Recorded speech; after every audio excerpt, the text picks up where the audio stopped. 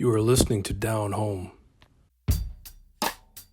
Have you ever noticed how modern media often boxes black people into narrow, repetitive roles? The angry or sassy black woman, the criminal, the loyal sidekick, the athlete, the entertainer. These tropes have dominated screens for decades, and the portrayal of black people as ordinary, multidimensional human beings is still rare. But these images aren't just fiction. They shape how society sees and treats black people in real life. On today's episode, we're unpacking the media's role in shaping perception, identity, and culture. I'm Derek Wise, and on behalf of Jay Jones, welcome to Down Home, the Canadian experience from two black men. Breaking new ground, breaking new ground, breaking new ground, simple breaking new ground, breaking new ground, breaking new ground, simple breaking new ground, breaking new ground, breaking new ground, simple breaking new ground, breaking new ground. Audio's good. Yeah, no, the audio's popping.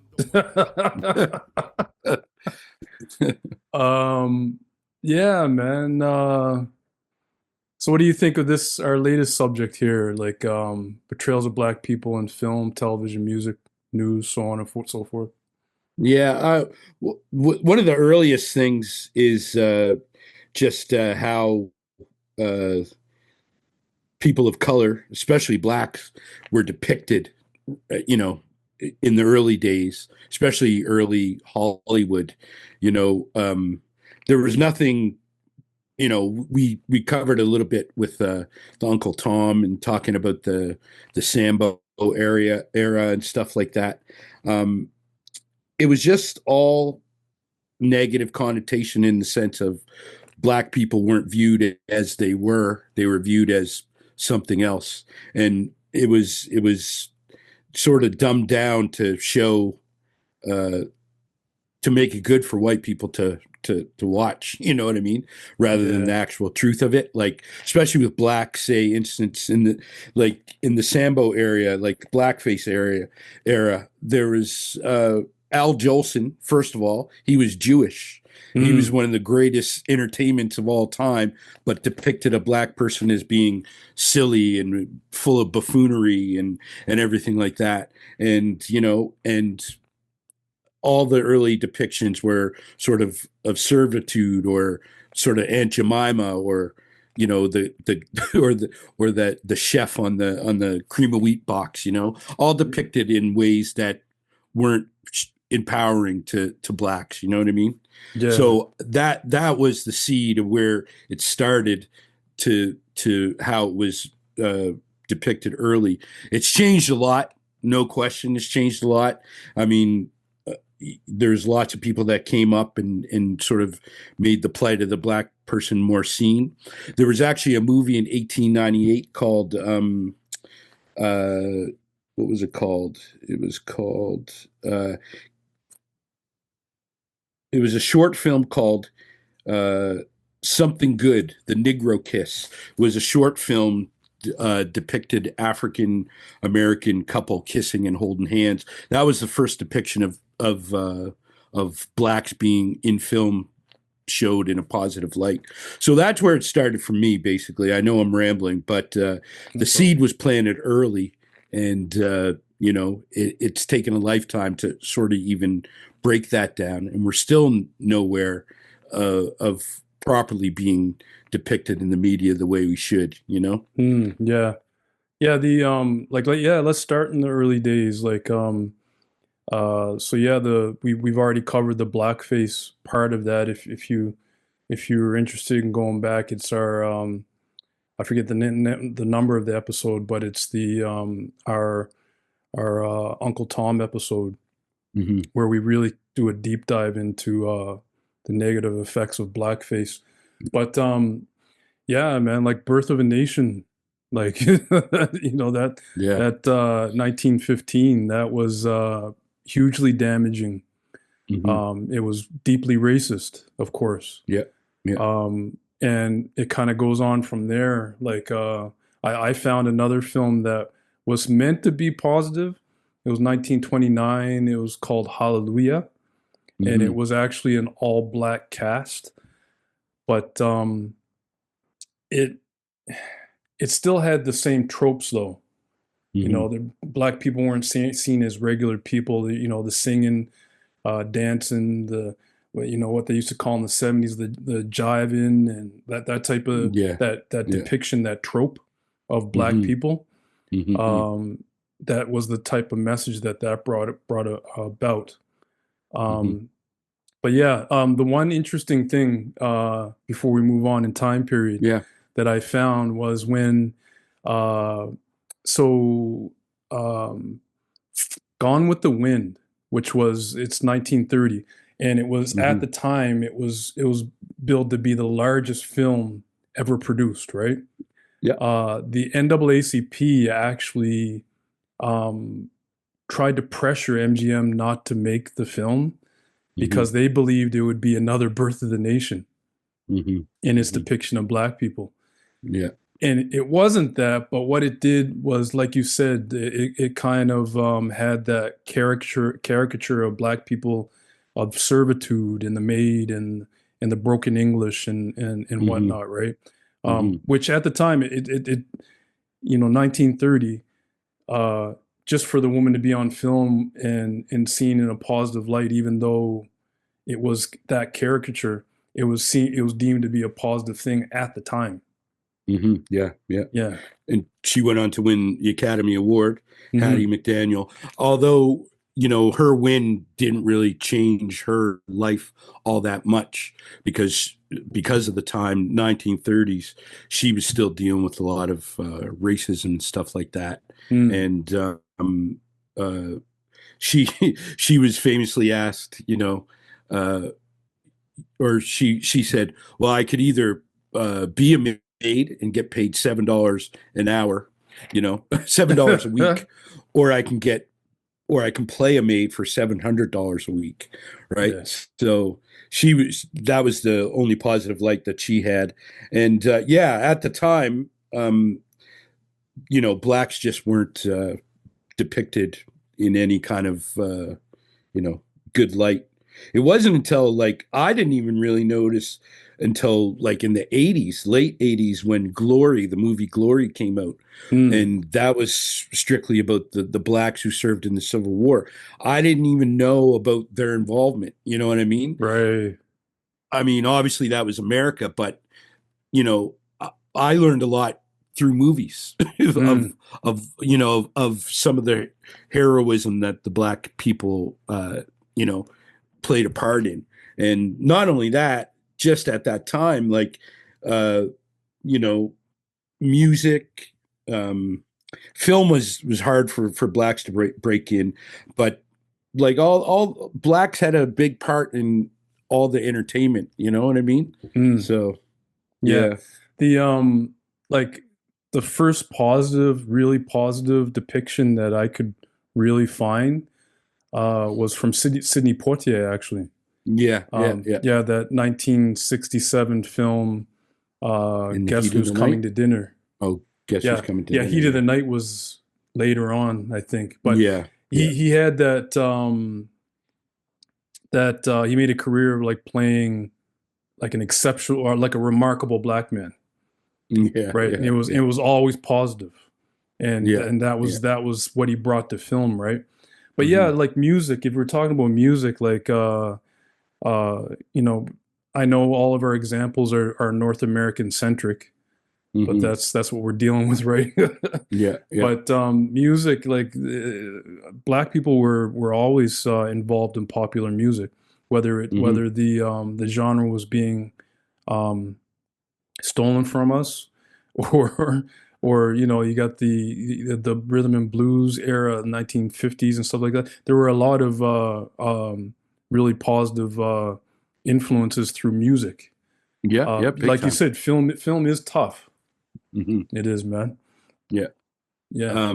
Yeah, I mean, obviously Elvis Presley, Mm. he was used as sort of the the guy to look to for rock and roll and music.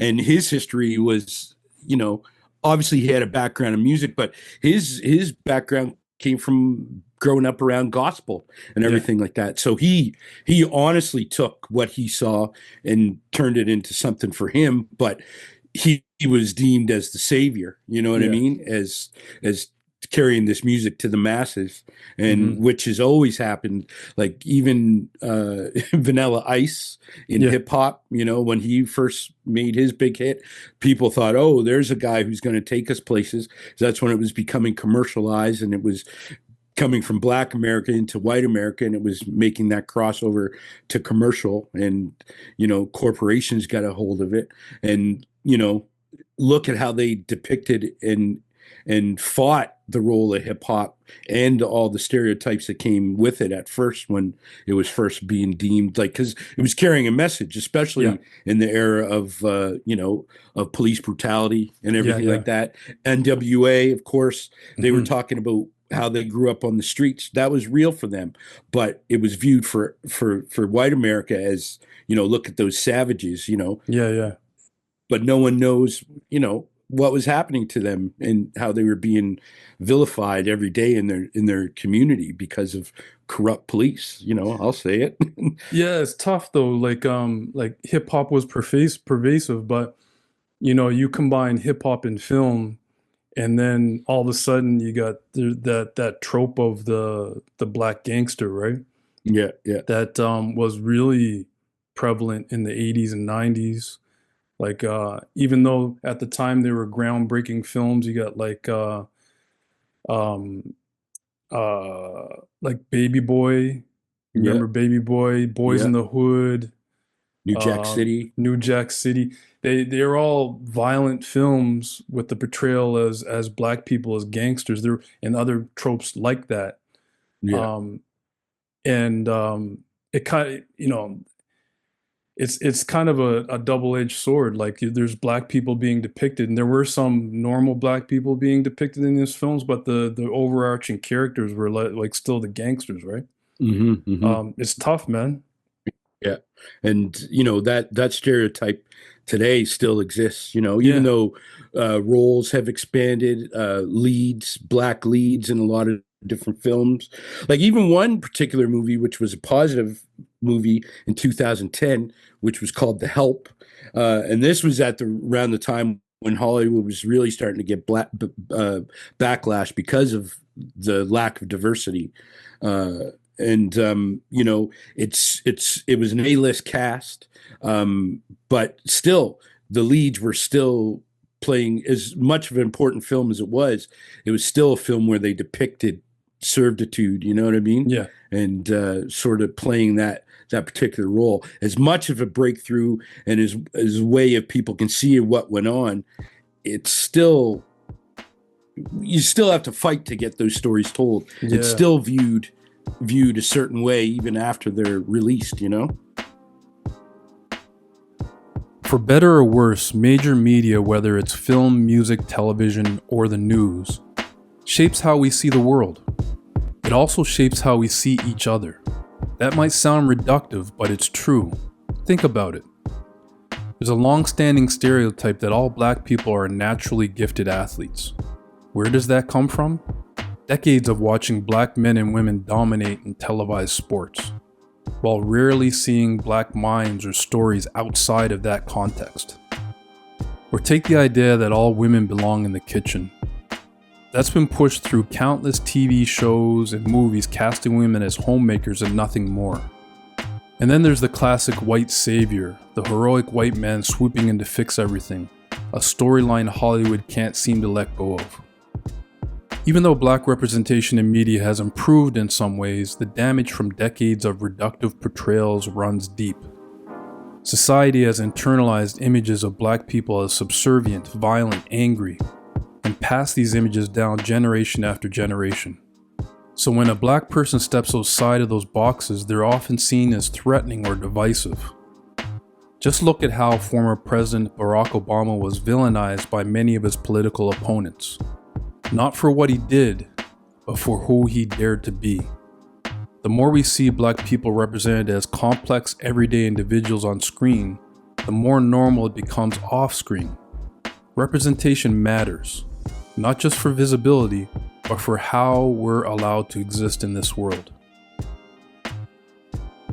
That's interesting though. Do you remember, like, we've always had these discussions, like back in our like when we were starting to go to movies in the 80s, the token black character always died first Yeah. in the action movies, right? Yeah. I shouldn't Yeah. laugh, but it's true though, No, right? it's true. It's true. They always Yeah. died first. And then that's something that only changed recently, like literally in the Yeah. last maybe 15, 20 years. But all the Yeah. major Not that long. blockbuster movies, the black character would always die first. And it was usually a meaningless death, right? Yeah. Yeah. Yeah. Or like, Yeah. yeah, go ahead. Or depicting of what black people wouldn't do, but actually did. Like, in horror films, especially, black people aren't going to walk down some dark alleyway or some room. Like, they're just not gonna. Yeah. Right. But you're right. And also with even Uncle Tom, say for instance, that book was published, and at first, Uncle Tom was the character who was viewed as noble, doing the right thing. And then in the depictions afterwards, when that book went to productions, it went to the stage, it went to film, and each time those depictions of the main character changed. Like in a production, in the production and stage, he went to be this elderly man and sort of compliant man with the whites always doing good, which wasn't the character at all. He wasn't a character that was bringing violence or anything. He was just like a noble, doing what's right, and a God-fearing man, so to speak. But they slowly changed what he was like to appease what Mhm. white people could handle, honestly. Yeah. Yeah, it's unfortunate like when it comes to major media like movies, like black people just can't be the ordinary person. They're either like Hmm. you got the sassy, angry black woman, or like I said, you got the criminal thug, Hmm. or you got the athlete or the musician, Yeah, yeah. right? Or like did you see that movie American Society of Magical Negroes? Negroes? No, Yes. but it's on my list. Yes, I saw it. I don't want to ruin it for you, but there's a trope of black people of being the magical Negro, the sidekick, that Hmm. always works their magic to help out the white main character, right? Yeah, And yeah, so this is where that's so the movie makes fun of that, right? yeah, yeah, yeah. But when you think about it, that trope is very real. Like Will Smith always plays that character. Yes. He always Since plays, the beginning. Yeah. yeah, he always plays that magical black guy that is helping white people. Yeah, yeah. So true. That's every role he's ever played I for the know, most part. I know, man. Anyway, Yeah. Yeah, it's definitely interesting. But and then, Spike Lee, Tyler Perry, Sidney Poitier, Denzel Washington, Hattie McDaniel, they all try to put positive spins within their circumstances. Obviously, Spike Lee was very good at it because he was actually able to depict what it was actually like mm, for blacks in these crazy times. And, he gained quite the following and quite the support system in Hollywood as far as other actors who still work for him that weren't people of color. yeah, So that was a very big. He's a very big thing to black cinema and cinema as a whole. Not just an actor, but a director that was able to tell his own stories and tell some important ones, from Malcolm X to Bamboozled hmm, to all the movies that have dealt with, like the Klansman, all the movies that have dealt with color per se. He's kind of the only one, and Tyler Perry, who got away with it. But even Spike Lee is a little bit more different than Tyler Perry. Tyler yeah. Perry could arguably be the Will Smith of movies, as far as making them. you know. Yeah, Tyler Perry, the only real criticism I would have of him is in order for him to make his money, he had to lean on those tropes though. Like if you look at his Yeah, Medea, like yeah, his character Medea, that's that angry, sassy black woman. yeah, So yeah, he had yeah. to lean on that trope in order to make his money. Now his later productions kind of moved slightly away from that. I get Hmm. it. But in Yeah. order to make his money, he had to lean on those tropes. It's true, and he did it even before he got into film because Medea was actually a character he came up with as far as stage goes. Mm. Like before he broke into film, Medea was doing all these plays, right? So yeah, definitely you have to lean into. Sometimes you do have to lean into stereotypes even to play the game to get your stuff seen. You know what I mean? Yeah. But the damage and the fallout that has never changed is still the same, and that is the problem. Even though we can look at it in this, in our time now and look at everything and how it has changed, it's still the seeds that were planted that still ruin the tree today. You know what I mean? Yeah. Yeah. We got a far way to go. Definitely. Breaking new ground, breaking new ground, breaking new ground, breaking new ground, breaking new ground. You have been listening to Down Home. Subscribe wherever you listen to podcasts. Breaking new ground, breaking new ground, breaking new ground, breaking new ground, yeah. On a high plateau, from the one down below to the future of the funk, getting lost in the flow. Contact with the spark magex. Now it's time to flex with the force from the soul, reaching all aspects, getting deep, no time to sleep. As you reach your next phase, laying it all on the line. New trails start to blaze. It's a fire inside, a brand new path, breaking down the sum to one. Feeling free, I just laugh with the joy. The song Breaking New Ground from The Breakdown. Like magic prescribed, only to seal a perfect blend, like a diamond in the rough, ready to drop a perfect gem. It's time to shine, so fine to see what you find.